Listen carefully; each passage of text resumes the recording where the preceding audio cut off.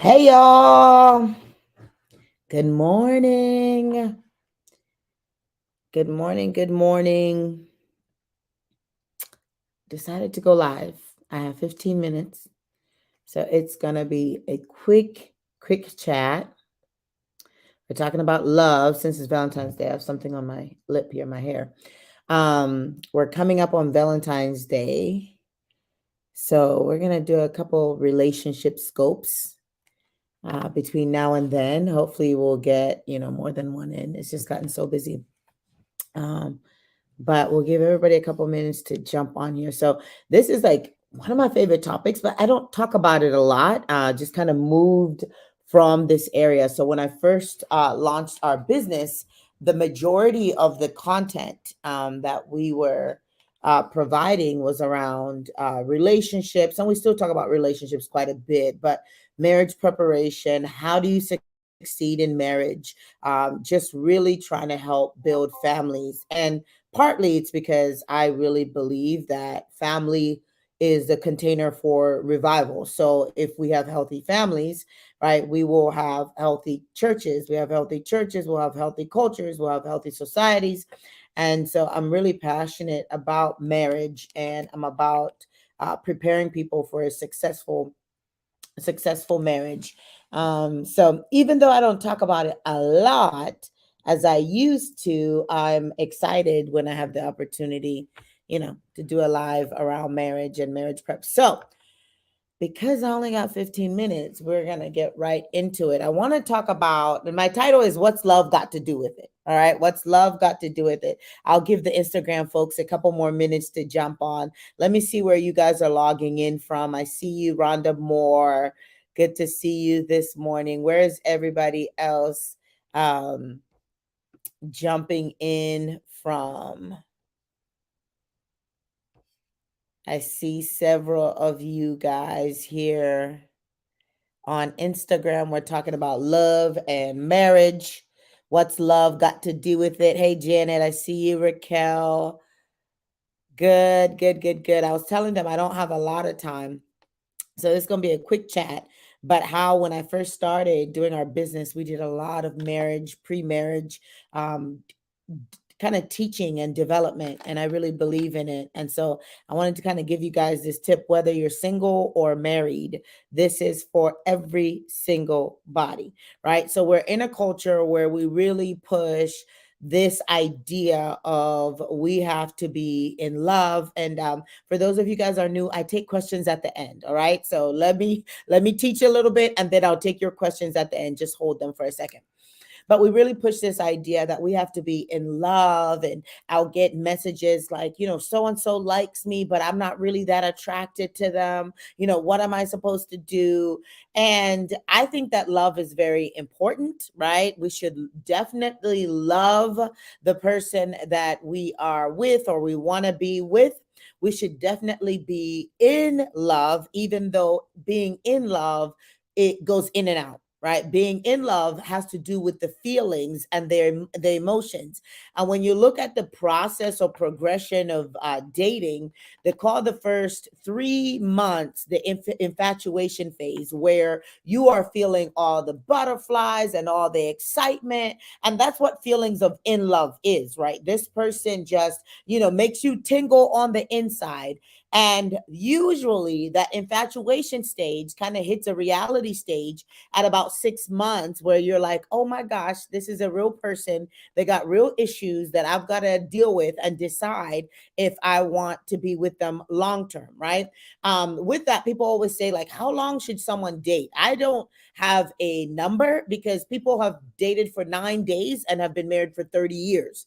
And people have dated for 2, 3 years and have been married for 3 years and got divorced right after it.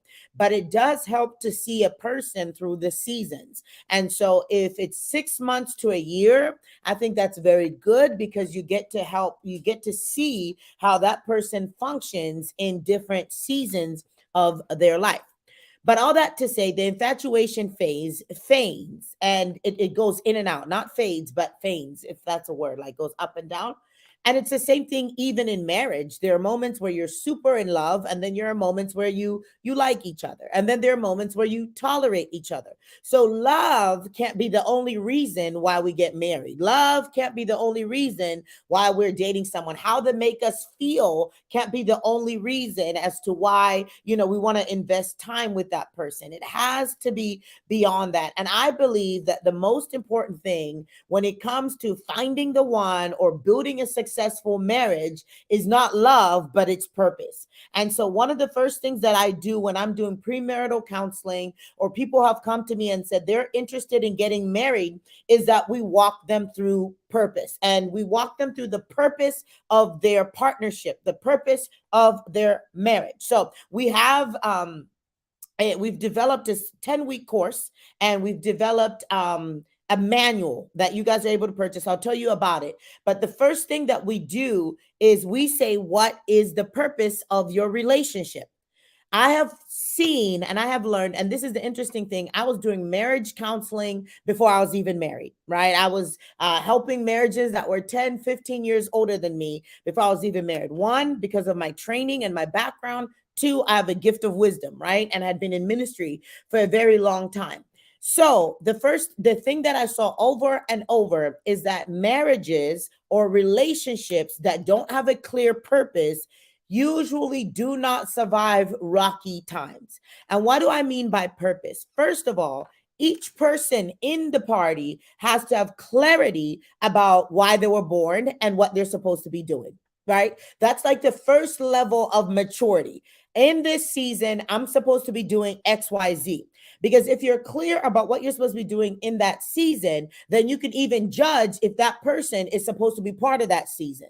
The thing is, when we're not clear about what we're supposed to be doing, whether it's work wise, whether it's calling wise, we let all kinds of people into our life. And oftentimes they derail our purpose, especially when you are gifted, especially when you are called apart, especially when you're set apart. When you don't have clarity concerning the vision of God over your life, you will often take anybody in. And then when you do get the clarity, you realize that this person does not match where I am going. And that's why it's so important early on to assess, what is it that I have been called to do, that I'm supposed to be doing? What do I bring to the table? What are my strengths? What are my weaknesses? What are my strongest assets? And if the other person is doing the same thing, you guys, when you come together, you can have a discussion, right? Okay, what are your strengths? Man, it sounds like your strengths are my weaknesses. What are your strengths? Man, it sounds like your strengths are my weaknesses. And then we know, okay, this is a puzzle piece. This is coming together well. One of the things that we tell couples is that you're not supposed to be just the same, right? Complementary, compatible. Complementary is kind of similar, but you're supposed to have different strengths and different weaknesses. That's what makes you complementary or compatible. So, liking the same movies, going to the same church, those are not the things that make you compatible. The things that make you compatible are being able to say, man, where you are really strong, you can help me pull me up. Where I'm struggling in this area, you can help pull me up. And I'm not talking about struggles like sexual struggles or struggles like emotional struggles. I'm talking about simple things like one is more organized than the other. One is a saver and the other one is a spender. Those are like typical things. And so you want to have clarity about your own purpose. And then the second thing that we do with couples is that they have to develop a mission and a vision for their marriage. The reason for this is when you are on those those moments where it's super tough and the love is not there and you're irritating each other, you can look back at your mission and say, oh, we didn't get married because it was a good idea. We didn't get married because we liked each other. We got married because God has something in store for our marriage. If both of you guys cannot articulate why God puts you both together, it's going to be a bumpy road, because that is the thing that keeps you. You got to have a bigger foundation than love. You got to have a bigger foundation than money. You got to definitely have a bigger foundation than good sex, right? You should even be having sex before you get married, right? But you should have clarity that, man, when I am with this person, my purpose becomes enlarged. I can see my vision in their vision and vice versa. This is not just about women seeing their vision in their man. No, women are wombs. Women have the ability to take an idea that a man may have and cultivate it and grow it and seed it and grow it into this huge thing. The same way that men have the ability to propel the seed that is in a womb by encouraging, supporting, bringing structure, whatever it is that is their gift sets. I was so blessed. My husband and I were at an event in a couple weeks ago, and it's for entrepreneurs. And most of the people that were making $1 million to $10 million a year were couples.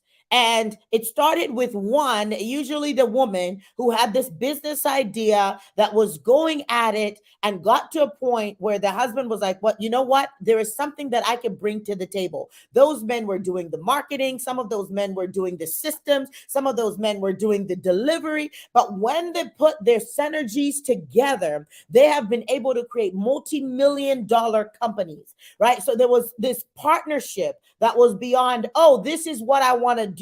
Or partnership like, oh, this is what makes me happy. The partnership was, what is our purpose? What are we supposed to do? What is the legacy that we're supposed to live together? If you cannot have those conversations before you even get married, that is probably a clue that this is not a match. You definitely should be having those conversations when somebody says, "I'm into you. I can see you as my wife. I can see you as my husband." And then if you're already married, these are yearly conversations that both of you guys are having concerning your purpose, concerning where you're each going. And even though those business partners, those couples that were making multi-millions, all work together in a business to also have separate visions, and that's okay as well. And so within a marriage, you've got to figure out whose vision are we promoting in this season, right? My husband just went back for his second master's degree in leadership. We were at a point in our life where we can do that now. We really can't, but we're making it work, right?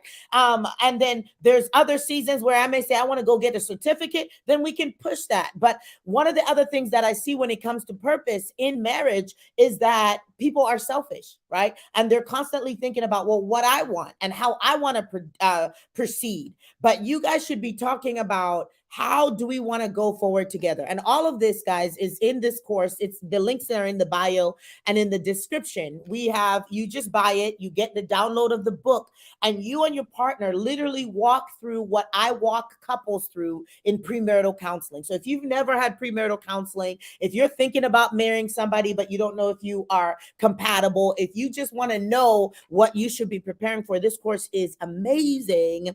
And we didn't have a chance to talk about it. So I was like, let me talk about it during Valentine's Day. So purpose is the number one reason why you should get married.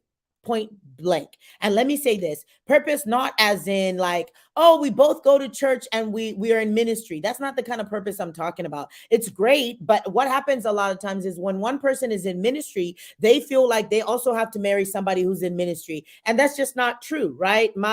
We ended up both being in ministry, but initially that wasn't the plan. My husband is a businessman. He told me from the get-go, my job is to finance the kingdom of God. I love Jesus. I love prayer. I love serving. I don't see myself pastoring. He saw himself pastoring later on, and that's okay. But don't feel like, well, I'm called to ministry, so I'm an apostle, I have to marry the prophetess, and no, that's a bunch of craziness, right? You need to marry based off of purpose. And at the end of the day, you don't marry purpose, you marry a person that you have to live with every single day. What purpose does is it helps you stay together. You got to marry your friend. You got to marry someone that makes you laugh. You got to marry someone that makes it easy. That's not difficult. And I know when I teach like this, it's always hard for the people that are already married, because they're like, what if I made a mistake? I don't think you made a mistake. I think your marriage becomes whatever you make it. And you can start from where you are to begin to develop these things. That's why even for this course that we have, it's an evergreen product. You can buy it at any point. We say if you never went through premarital counseling, buy it. If you've been married 30 years, take it, because you can rebuild the foundations of your marriage and start fresh if it's not what you want it to be. Your marriage becomes what you invested into it. I always say marriage can't be done on cruise control, right? It just cannot. Both people have to be working. Both people have to be invested. Both people have to be building. And so I want to encourage you guys to be working together towards building that. So, because I don't have a lot of time, I'll take your questions now. You can put a hashtag Q. I saw someone early on, as soon as I opened my mouth, I already had a question, but you can drop it. It could be around relationships, marriage, all of that. Just put a hashtag Q before your question so that I can take the question and we go together. Yeah, someone says we have the ability to grow together. You do. And every season is different. And one of the things that people ask me is like, do opposites attract? They can, but you've got to have core values. That's the other thing. I was like, do I talk about purpose or core values? When you are looking to get married, you need to have a set of core values that are unshakable. And those are the values that help you make a decision about who you marry and why you marry them. When you guys get married, you need to make sure that both of you guys have core values that are the same. All right. We have never had premarital counseling. We'll buy the course. Yes, go through it. You're going to love it. And it's a great Valentine's Day present because you guys can cuddle in your bed and walk through the questions together. You know, it'll take you probably 2 or 3 weeks to do the whole course. It's 10 phases, but it will be a great investment in this season. Someone says, what if you married a narcissist? So first of all, I have met so many people over the last several months who believe they married a narcissist. And I believe that it's because this word is a buzzword. And I actually, Pam, you may have, right? Maybe they're diagnosed as a narcissist. I don't know. But I want to say this as an aside, and then I will answer your question. I went to school for this stuff. It takes a lot to diagnose someone as a narcissist. The problem is that we're in a culture with so much information that we are easily diagnosing people, right? So, but let's say you did. There's a reason why you married a narcissist. And that reason also has to do with you. Part of who we attract is based on what we think we're worth. And so if you married a narcissist and the narcissist wants to work on the marriage, you work on the marriage. If the narcissist doesn't want to work on the marriage, then you say, God, what should I do?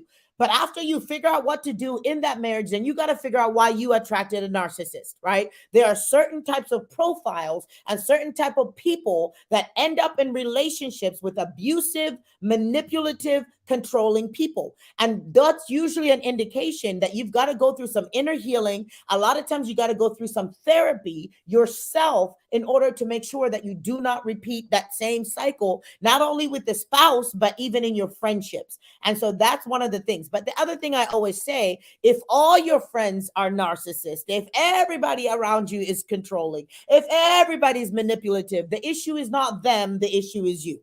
All right. Now, if it's one person and it's you have healthy relationships at church, you have healthy relationships at work, you have healthy relationships with your family, but this one person, right, is the demise of your existence, then that was just a bad decision. Maybe you were just so in love and you ended up in this relationship. But if it's consistent, that all your relationships are dysfunctional, then the call is to let me do the inner healing work that I need to do so that I can attract the right people in my life. Someone said, I know I'm going to get married and God has been speaking to me about it, but I'm not sure on how to prepare. So you can pick up my first book, which is just Journey to the Altar. And that book is on how to prepare for marriage, just point blank, how to prepare for marriage. This one is the premarital book for people who are dating, engaged, or married. And then in it, I break it down. How do you prepare emotionally, financially, spiritually? So for today, that's what I'm going to tell you. It's on Amazon. All right. Someone said it's tough, but it's true. Yeah, this is tough love coming from Mama Faith, but it's so true. Our relationships are a huge indication of how we perceive ourselves. There's my hair. A huge indication of how we see ourselves, and we really, really have to do the good, hard work of how to go through that. How do we find the balance between our goals and sense of husbands and the sense of husbands love your wives submit to your husband? All right, I would need a little bit more clarity here. If you have goals, your spouse should know what those goals are. You guys should have a goal setting meeting at the beginning of the year, check in every 6 months, and then you talk about how those goals are going to be achieved individually and as a couple. And because you both love each other, you are rooting for each other and you want the other person to win. So my job is to make sure that my husband's goals are succeeding. Right. And I got to figure out what I need to do in that. And my husband's job is to do the same. Right. And I always say that who you marry is the biggest indicator of whether or not you will achieve the call of God on your life, because they're going to be the ones either cheering you on or not. Right. So I would need a little bit more around goals and submission and what that looks like to better answer that question for you. All right. Um, what do you do when you see a pattern of no marriages, divorce, and emotional and physical abuse in your family? I've been divorced for 6 years. You break the spirit of divorce. It's actually called the covenant breaking spirit. The covenant breaking spirit causes people to have adultery, adulterous relationships, not be able to get married, and not to get divorced. Once you break that in the realm of the spirit, then you need to look at the behaviors of your family members that have not gotten married, right? Are they highly suspicious? Are they too independent? Are they controlling? Have they not been willing to work through issues? Because once you break a generational curse, that's one step. In the spirit realm, it's done. But a lot of us keep repeating generational curses because we haven't done the emotional and the natural work. And I will throw in a little bit of a, what do you call it? A shameless plug for our DTA, which is our mentoring and training program. It's gonna open for registration soon. If you're on our mailing list, you're gonna be getting an email soon. But that program helps you, one, heal yourself first, and then we have different modules, with the fifth module being on relationships, period. And so we discuss marriage, we discuss friendship, we discuss preparing for marriage, we discuss spiritual relationships. And so you want to get in a place where you're also getting clear teaching around those things, and also the coaching and the development that you need. All right. What advice would you give to couples that desire to build a business brand together? Do it. Do it. I do everything with my husband. We pastor a church together. We build we have built a company together. We parent our children together. But you both got to know your strengths, and we call it strength-based leadership. That's how we do our business. He does the strengths in our business. I do my strengths. He does the strengths in our church. I do my strengths, and we work together. And because of that, because we're very clear about our strengths in the marriage, we're able to come together and really work synergistically, if that's a word. So figure out your strengths and build based off of that. Let's see.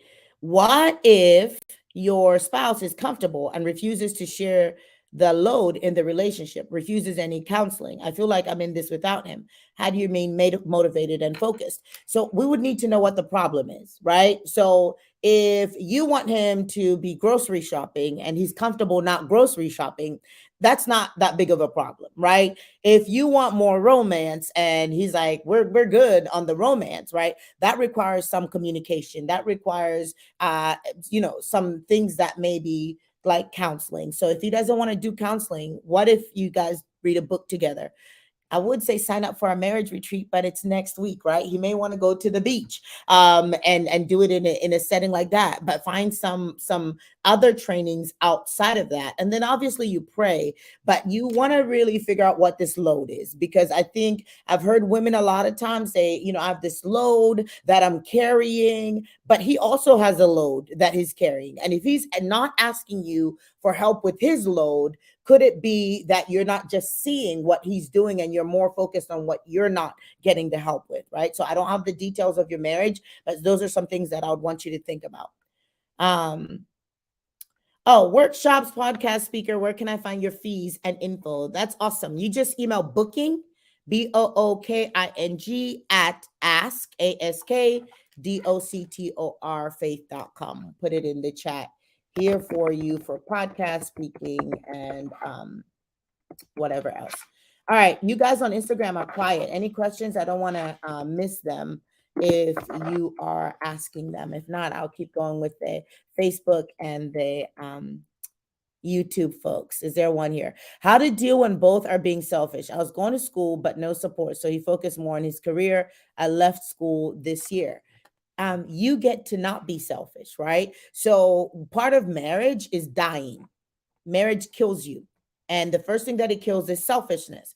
So you guys need to look at your goals as a family. What are your financial goals, right? And based on those financial goals, what's going to help you reach them sooner? Is it his career or is it you going back to school? If your financial goals can be reached sooner by more support around his career, do that. Get to your financial goals, then you start school, right? If you going to school is going to expedite your financial goals, talk to him in numbers. Men love logic. They love, just break it down. If I do this, this is how much I'm going to make. I need this many years to do this. Are you able to support me? Right? Like break it that way. Come as a business meeting. Don't come to these meetings with your husband's women so emotional and so, no, let's talk numbers here. Let's talk logically. If we focus on your career, which I'm willing to do, this is how much we're bringing in. This is how it's going to impact our family, blah, blah, blah. If you give me 1 year to do this certification, this is what I'm going to be able to do. This is what I had to do when I was ready to launch my business because I had a whole doctorate. And my husband's like, why aren't you just pursue? I'm like, no, I know I'm called to launch my business. I know I'm called to do this. My goal is going to be to bring in this amount of money. You're never going to have to worry about whatever, all of it being on you because he was in school at that time. And guess what? I met that goal over and over and over 100,000 times over, right? And so you want to come and approach it that way. But if you know you're being selfish, don't be. It's about death, right? We all like to please ourselves. We all like to get our way, but marriage is about dying to yourself. What if the other person is still in the world and not yet spiritually mature? Are you married to them? If you're not, then you're unequally yoked, right? And you shouldn't pursue that relationship. If you're married, right? Scripture says that the believing husband or wife can sanctify the unbelieving husband or wife by our conduct and how we live. And so it depends on how that's playing out in your marriage. All right. Can a region or city have a non-covenant spirit hovering over it? I mean, you could go to places where they don't really encourage marriage, right? Where people are single or the network all night long. I'm not going to mention this city, right? And so then they have the chance to meet people and then there's high rates of adultery. You can look at statistics for every state. You can look at marriage statistics, divorce statistics, and all of that, right? We are on a series on marriage right now at our church. And I was giving them statistics the other day on views of marriage. So you can look at your city and look at the divorce rate. You can look at the marriage rate. And then if you're like, nah, this ain't it, you can get to a place that is more conducive, that encourages families, that encourages marriages. But you just Google it, you'll find them. Let's see. All right, I gotta go. Actually, my meeting is in 1 minute. I'll answer this last question, then I gotta go.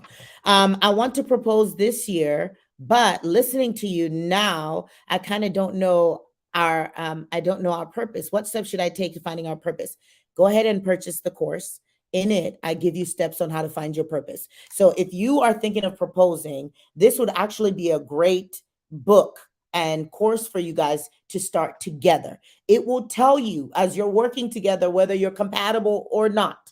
All right. And so I would encourage you to do that. I have several books on how to find your purpose, but the marriage preparation guidebook has all of that, all those steps in it. And so I'd encourage you to invest in that for you and your spouse. What if your future spouse is not your religion, but he's willing to accept and change to Christianity? Well, he should give his life to Jesus, not just change, right? So he needs to understand what it means to be a Christian, what it means to be saved, because I have seen marriages go haywire because they took on the religion of the other person, but their heart didn't convert. This is not a religion that you accept. It's about conversion of the heart and understanding that very clearly, or it's going to show up down the road.